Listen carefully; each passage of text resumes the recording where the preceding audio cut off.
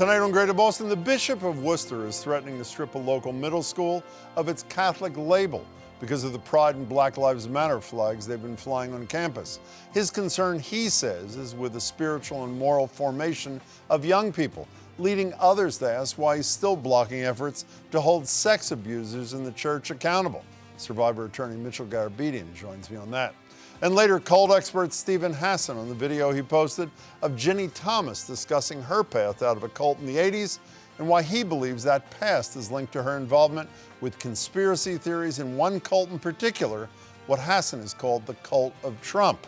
And finally, two of the people behind the all-inclusive Boston tourism and small business campaign, which started last summer, is heading into year 2 in an effort to convince tourists and shoppers that Boston is more than just Faneuil Hall, but a city of many different kinds of people and places to visit. For more than a year, the Nativity School of Worcester has, at the request of students, flown flags in support of the Black Lives Matter movement and LGBTQ pride. According to the school, they fly to remind our young men, their families, and Nativity Worcester staff that all are welcome here and that they are valued and safe in this place. But that is not how the Catholic Bishop of Worcester sees it, apparently. As was reported in the Boston Globe, Bishop Robert McManus is demanding the school take down the flags or lose the right to call itself a Catholic school. Seriously? Punishing them for flying flags, showing support for marginalized people. I should also note here that the Nativity School of Worcester is a tuition-free school for boys in grades 5 through 8, almost all of whom are students of color from low-income families. Now, we did invite the Worcester bishop to join us tonight, as well as someone from the school. Both declined our offer, with the bishop's office pointing to a statement that says, in part, "As the bishop of the diocese, I must teach that it is imperative that a Catholic school use imagery and symbols which are reflective of that school's values and principles so as to be clear with young people who are being spiritually and morally formed for the future." So what is the bishop's record helping young people grow? I'm joined by Mitchell Garabedian, who's represented thousands of survivors of sexual abuse by members of the Catholic Church leadership. Mitchell, it's good to see you. Thank you. Good to see you. What's your reaction to the bishop's directive to take down the flags? It's a failure of moral and spiritual leadership. Bishop McManus has been at the forefront of re-victimizing clergy sexual abuse victims through the years. He refuses to release the names of credibly accused priests. He refuses to release important secret files that would help victims try to heal about sexual abuse and supervisors hiding the sexual abuse. So this is the more of the same. Bishop McManus' position does not help anyone in the school feel safe or valued. It's just the opposite. They feel unsafe and they feel devalued. And my first reaction to the story was, I hope children are not being sexually abused there because of the ugly track record of the Jesuits and the Diocese of Worcester in sexually abusing children and covering it up. Yeah, I want to get back to McManus in a second, but to put his concerns about this, alleged concerns about these flags in context, I assume most viewers know there was a pope who once said, "Who am I to judge about gays and lesbians?" That was this pope. Apparently, McManus thinks he should be judging. And correct me if I'm wrong, the pope, Sean O'Malley, the cardinal here, the U.S. Conference of Catholic Bishops, have all endorsed Black Lives Matter. Am I not right about that? I believe you are, but Bishop McManus has taken a different route. He's trying to condemn these innocent children. He's trying to condemn marginalized individuals, and he's destroying the morality of individuals, or he's at least trying to. And the individuals should not allow that to happen, considering these sentiments, these opinions are coming from a person who has allowed the wholesale sexual abuse of children for decades and covered it up. You know, when you said he's refused to release the list of credibly accused clergy, and I somewhere in the neighborhood of, 80% of the dioceses have done this, is there ever any top-down pressure on a diocese that decides to be an outlier on something like that, or it's every man for themselves? Jim, it's all smoke and mirrors. It's politics within the Catholic Church. The bishop may say one thing and the Pope could say another, but no one's taking any action. It's all a bunch of words. Apparently, they think society is a bunch of dummies because it's all a bunch of words. It's not followed up by any action. If Pope Francis really meant what he said, he'd be asking Bishop McManus to say the correct things, at least say the correct things. And he's not even doing that. So the Pope can issue his statement and Cardinal O'Malley can issue his statement, but you have Bishop McManus acting a certain way. And as a metropolitan of Massachusetts, Cardinal O'Malley should be instructing Bishop McManus to support those who were marginalized. They're doing just the opposite. By the way, this Bishop McManus, in addition to his behavior on these sexual violence cases, his disparaged transgender people, was drunk driving and then left the scene of the accident. So he's got a fairly checkered history. Maybe do a little mirror gazing. Have you heard of this guy, William Riley, who ran the food pantry in the Archdiocese?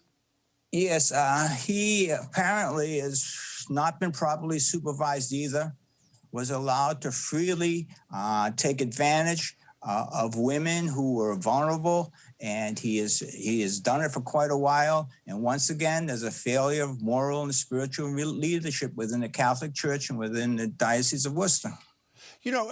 I'm almost embarrassed to ask you this question whenever I talk to you. The reason we wanted to talk about this, I should say, is one, to show support for the boys, the young men at the Nativity School and their leadership, which, by the way, was told to take down the flags, and they came down. It's unclear who took them down, and they put them up again the next day, despite what Bishop McManus has said. So credit to that leadership for their courage they're showing. But it seems to me every day is Groundhog Day from your perspective, Mitchell Garabedian. It really doesn't get much better, or maybe it's a whack-a-mole kind of thing. One place gets better, and then a Bishop McManus pops up. It really doesn't get better, Jim. The change is coming from outside of the Catholic Church. The public is being made aware that the Catholic Church is in the business of making money. And if it means children are going to be sexually abused, our groups are going to be marginalized, so be it. The Catholic Church will make money. But the public is being made aware because of the strength of victims coming forward and the marginalized coming forward, that the children and individuals have to be watched when they're in the care and custody of the Catholic Church or interacting with the Catholic Church. And if I can make one more point. You may. I've been asked whether Bishop McManus will change his position with regard to the marginalized at the school or anywhere. And my belief is follow the money. If the finance people tell Bishop McManus to sit back and let those flags fly because the school is making money, then those flags will fly. Now, they don't make it off the tuition, obviously, at this school, but they'll make it from public grants, federal government grants, private grants, state grants. So they'll just follow the money. The church is a business. It's all about dollars and cents. It's not about spirituality and morality and the safety of children and marginalized. What's your caseload like today, Mitchell Garabedian, as compared to when it was when this all broke 20 years ago? It really hasn't changed. I have cases nationwide.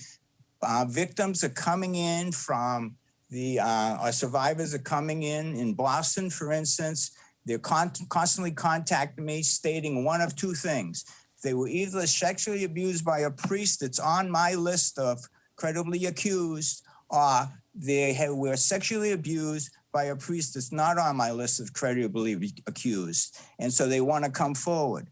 And I'm starting to see, and I may have mentioned this before, I'm starting to see the victims or survivors from the 90s coming forward now because they're old enough to be able to report the sexual abuse. By the way, as I said at the beginning, we invited Bishop McManus here. We got a statement. He did not have the courage to come and answer questions. Mitchell Garabedian, thank you for your time as always. Appreciate it. Thank you, Jim. Thank you. Late this afternoon, the Senate Judiciary Panel voted on whether to push forward Judge Ketanji Brown Jackson's nomination to the Supreme Court, deadlocking, with every single Republican voting against her.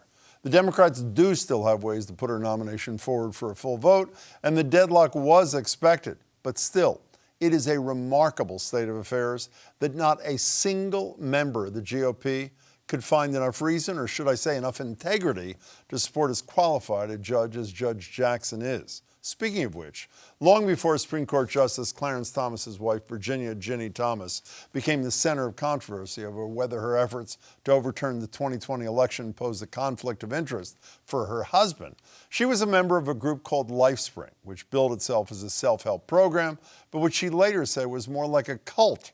It's an experience she reflected on with other former LifeSpring members in a resurfaced video from 1986. When you come away from a cult, you have to find a balance in your life as far as getting involved with fighting the cult or exposing it.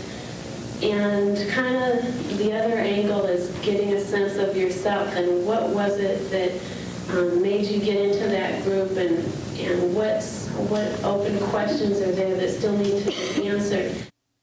The video was posted to Twitter by cult expert Stephen Hassan, a former member of the Moonies cult himself, who hosted that event. He's also the author of the 2019 book about what he considers another cult, the cult of Trump. He's also written several others on how to free people from cults and hosts the Influence Continuum podcast. Stephen Hassan joins me now. It's good to meet you, Stephen. Thanks so much for being here. Thanks so much for covering this. Tell me a little bit more about LifeSpring briefly, if you can. Essentially, it was a large group awareness training. People would be ponying up money to go to a hotel ballroom where everything was manipulated and controlled. People wouldn't know what would be happening.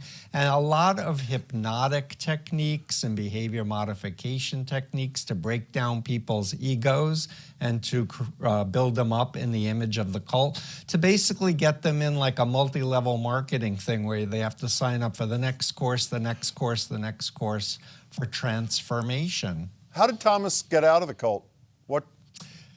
So my understanding is that she had a deprogramming intervention. One of the principal people who did it his name was Kevin Garvey. He's since deceased. And back in the 80s, the approach was very much persuasion and giving content and trying to kind of snap the person out of it. But getting someone to the point of realizing the group is bad is very different than what we as mental health professionals do to help people process and digest the experience. But I wanted to share this video because Ginni actually was an activist in Washington. She set up congressional briefings to create Cult Awareness Week to honor the 10th anniversary of Jonestown. She actually asked me to be on a panel, which I did for a congressional briefing. And then she even introduced me to Judge Thomas at a meeting in 1992. That's how passionate she was at teaching people about cults. And so the question I'm being asked is, how could she be believing in QAnon and that the election was stolen? And my answer is there are a lot of very powerful authoritarian cults that make up the cult of Trump. And my guess, it's only an informed guess, is that maybe Kevin Garvey's right-wing traditionalist religious ideology played a piece of it, but maybe she was just radicalized by somebody else. I want to play a little bit more from the video you released. Again, this is 1986. Here's Ginni Thomas again. I want to expose LifeSpring. I want to keep other people from going through that experience, but I also don't want to go overboard in that regard. I still have so many questions, and I still have so many things that I want to talk to about with other people and find people who believe as I do and who are searching as I do. And so all those things that got me to LifeSpring are still there. So all those things that got me to LifeSpring are still there. I mean, she said it herself. I was going to use the word recidivism, shows how uninformed I am. I didn't mean it, but you know what I mean. How often is it that somebody who escapes a cult then is susceptible to being drawn in by another? Right. So one thing she described, this is very characteristic of authoritarian cults, is if you want to leave, you're given irrational fears that terrible things will happen to you if you leave, and members keep trying to contact you in order to get you back in. That would be, recidivism. In her case, and I've seen this over and over again with people who get out of the cult, but they don't really understand what happened to them. They haven't gone back to process the lies, the hypnotic processing, to really get a firm handle on it so that they can be cult-proofed for the future. And apparently this seems to be the case with Ginni. Why do you consider Trump a cult leader rather than just a demagogue who understands populism? So when I was asked by Simon & Schuster to do the Cult of Trump, what I started with was the knowledge that Donald Trump displays the stereotypical profile of an authoritarian cult leader, malignant narcissism. So the lack of empathy, the grandiosity, the entitlement, thinking they're above the law, pathological lying. So when I started the book, I knew he had a cult of personality, and maybe his business enterprises were. I knew he was doing MLM groups, which were mind control cults, the way he ran them. But then as I researched the group, I realized there was the family that Michael Pence was recruited into, Opus Dei, New Apostolic, all of these different authoritarian cultic groups that comprise the cult of Trump that I believe got him in power and brought their base to be voting for him and politicking for him. So you said a minute ago that the technique used to get Ginni Thomas out of LifeSpring was one that didn't make her well prepared to not be susceptible again, and you briefly described how it should be done to free somebody, hopefully permanently. So if Ginni Thomas said to you, I buy what you're selling, for lack of a better expression, I have joined the cult of Trump, and I want you to get me out, Stephen Hassan, how would you? Well, I have a unique relationship with her, even though I haven't talked with her since 1992. She used to like me and respect me and want my knowledge to be shared with But Congress. I don't mean just you personally. I mean the technique, and I only have a minute. What's the message? The key thing is, Ginni, let's acknowledge, yes, Chinese communist brainwashing exists. Here's Lifton's criteria. Here's my BITE model. Let's go back in time. When did you first like Donald Trump? Because my understanding was she was a Ted Cruz person. I'd want to back her up and then get her to realize what are the forces influencing her into where she currently is. And the best technique is asking a respectful question and waiting for an answer, and really encouraging that introspection and reality testing. I only have a couple of seconds. You're not suggesting that everybody who supports Donald Trump is a cult member, are you? You're saying some are, and you believe she may be. Am I right about that? No, I'm not suggesting that, and I believe cults exist on a continuum. However, if you are blindly believing that any negative information is satanic and evil, and you do thought stopping and have phobias, then you're in an undue influence situation. Okay, Ginni Thomas first, and a few million more after her. Stephen Hassan, it's good to see you. Thanks so much for your time. Thank you I appreciate it so much. Bye. 2+ years into the pandemic, Boston Mayor Michelle Wu announced a new phase of an initiative that Mayor Kim Janey started last year called All-Inclusive Boston. The goal? We are trying to do everything possible to get folks back into our city. There is something for everyone in our city, and we want all of our neighborhoods and communities to be not only welcoming, but connected to each other as well. To that end, phase 2 of the campaign is named after something the city is pretty well known for, Boston accents, but with a twist, as their ad highlights. 이거는 내 보스턴 억양이에요. You hear that? This is my Boston accent. This is my Boston accent. Yeah, it is. Shh. This is my Boston accent. I love the ad. $1.5 million will go towards marketing like that Another way is to get the word out that Boston has a lot more to it than many may think. That's on top of the $2.5 million poured into the campaign last summer aimed at driving traffic to local businesses. I'm joined by Colette Philips. Colette's the president and CEO of Colette Philips Communications. What else would it be? She's heading up the campaign with Mayor Wu's office. We're also joined by Martha Sheridan. She's president and CEO of the Greater Boston Convention and Visitors Bureau. Colette, it's good to see you. Martha, good to meet you. Thank you. It's nice to be here. Colette, could you expand a little bit on what the mayor said? What is the goal? Who's the target of this campaign? Well, there are multiple targets, really. We want to expand, and Martha will talk more about this, sort of our visitor demographics. We want to encourage more diverse people to come to Boston. And we also want to make sure that we are spotlighting and amplifying the neighborhoods, the culture, the cuisine, the taste, the sound, all that truly makes Boston a vibrant, diverse, inclusive city. So, Martha, Colette said you'd expand on what you just said, so expand away. Sure. So before we launched the first iteration of this campaign, our agency didn't have quite a lot of funding, but we were doing some work around amplifying the businesses in the neighborhoods. This campaign allowed us to really, really put that effort on steroids and really show what's different and unique about Boston. What's happening in Boston beyond Fenway Park to Faneuil Hall. You know, where can people go that are looking for a really, truly local experience? And this campaign allows us to do that. We are definitely taking people off the traditional path and bringing them into some of Boston's most unique and culturally diverse areas.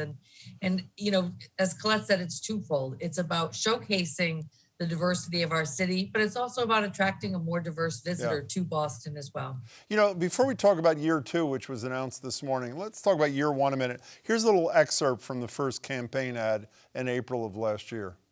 Whatever you seek, whoever you are, there's a place for you here. Our doors are open. Our tables are set. This is Boston. And we are all inclusive. Colette, do we know how year one went? Do we know if it was successful or not? Year one was extremely successful. How do you know that? On multiple levels, because Martha is able to keep metrics. We had more people who visited the city than was expected because of COVID and the pandemic. And there were many small businesses that saw an uptick in their businesses, like Urban Great, that said their business grew almost by 75% because they were featured in the all-inclusive campaign. Great couple, by the way. They've been here many a time. Martha, how do you know who those additional people are? Do you know those added numbers? Do you know what they look like, who they are, where they're from? We do. Well, we know enough about them. You know, we've got tracking devices, so to speak, on every ad. We pixel it so that we can trace someone's journey from the moment they see an ad and click on it to the moment they hopefully book a trip to Boston. And we do know that as a result of the ads affiliated with the first iteration of this campaign, thousands of flights were booked and thousands of hotel rooms were booked. So that's what we wanted. Mind you, we know it could have done better, but we were in the midst of the pandemic, and there was definitely a roller coaster. But Martha, my question, I should have been more precise. Do we know that it was a more diverse set of people visiting the city than prior to the campaign? That we don't know because we haven't done our follow-up surveys, but we will be doing that this time. You know, Colette, how hard a nut is this to crack? I mean, you all know this better than I. We all know that horrible survey of Black Americans in 2017 when they had to rate 8 major American cities, which was the least welcoming. We won in a landslide. Won is a poor choice of words. How hard is that to overcome with an ad campaign? I mean, we do have a different city leadership. I'm sure that helps in a big time kind of way, but how hard is that to overcome? Well, I think part of what needs to happen, this campaign is not just for people who are coming to Boston. but for those of us who live here in I Boston. see. I came to this city as a student at age 17 and graduated, left, and came back. And I stayed because there is something very special about this city. And I think most people who are of color, who live and stay here, feel exactly the same way. And now we want other people to see the Boston that we know and see. Martha, I want to show you a headline from the New York Times in which the Convention and Visitors Bureau of Boston is quoted. Once a hub of strife, Boston woos black tourists. Do you know what year that story was in the New York Times? Time's up. 2006. 16 years ago, this effort was made. Quickly, if you can, Martha, how hard is it to overcome all of the traditional attitudes about Boston amongst people of color? It's difficult. I'm not going to lie. We hear it day in and day out, but I will tell you, when I've socialized this campaign across the country with my counterparts, my colleagues, and they're all of a very diverse nature. They love it. It's eye-opening, and it's definitely starting to shift the narrative. So spend the last minute, Colette. Describe year 2, this campaign. We showed a little video, Boston Accents, the diverse nature of Boston's accents. Fill in the blanks for us if you can. Well, this campaign is about driving tourists and residents alike of the Commonwealth and of our city from downtown Boston to our neighborhoods, particularly for under-visited and underrepresented businesses. And to say, Boston, you don't have to just do the Seaport or Faneuil Hall. You could go to Roxbury, Dorchester, Roslindale, East Boston, and really enjoy the food, the people, and the culture and the vibrancy of the unique diversity that are now Boston's neighborhoods. Colette, I only have a couple of seconds. Am I right that last year's contract was the single largest of its kind given to a firm run by a woman of color in the city's history? Is that true? It was the single largest contract, non-construction, that was given to a minority-owned company. That would be you. Colette Philips, it's great to see you. Martha Sheridan, great to meet you. Good luck with the campaign. It looks great. Thank you. For more information, head to bostonyusa.com/allinclusivebos. That's it for tonight. We'll be back tomorrow. Thank you for watching. Please stay safe.